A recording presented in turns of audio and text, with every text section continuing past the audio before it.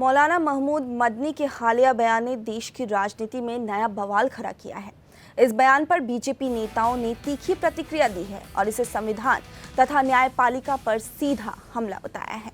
उत्तर प्रदेश सरकार में मंत्री दानिश आजाद अंसारी ने जमीयत उलेमा-ए-हिंद के अध्यक्ष महमूद मदनी के बयान पर कहा कि बहुत अफसोस की बात है कि हमारे मुस्लिम समाज के हितैषी बनने का ढोंग रचने वाले कुछ लोगों ने हमेशा मुस्लिम समुदाय को गुमराह करने की नीयत के साथ काम किया है।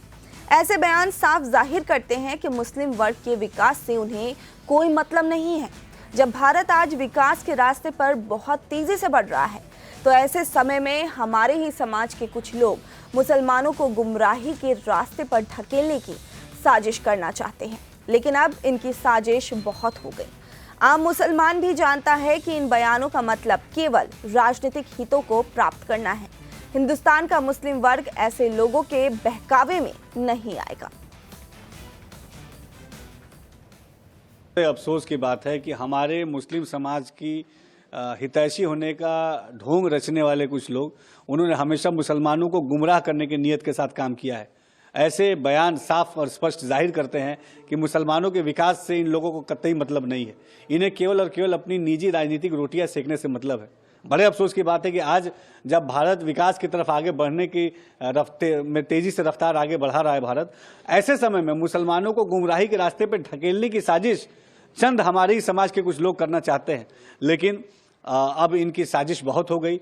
आम मुसलमान भी जानता है कि इन तमाम बयान के पीछे उनका मकसद केवल और केवल अपने राजनीतिक माइलेज को गेन करना है और मुसलमानों को गुमराही के रास्ते पर ढकेलना है। आज मुसलमान मेन स्ट्रीम में जाए, मुसलमान जॉब्स में जाए, मुसलमान एंटरप्रेन्योर बने, मुसलमान शिक्षित बने, मुसलमान रोजगार से जुड़े, इसमें कभी उन्होंने बात नहीं की। कितनी यूनिवर्सिटियों को उन्होंने खोला, कितने एजुकेशनल इदारों को उन्होंने खोला, कितनी मुस्लिम महिलाओं के स्किल डेवलपमेंट सेंटर्स को उन्होंने खोला। इस पे बात होनी चाहिए ना। आज जब पूरी दुनिया साइंस टेक्नोलॉजी में तेजी से आगे बढ़ रही है, ऐसे में मुसलमानों को दुनिया के इस विकास के ट्रैक से अलग थलग करने की साजिश ऐसे लोग रचते हैं। लेकिन हिंदुस्तान का मुसलमान ऐसे लोगों के बहकावे में नहीं आने वाला।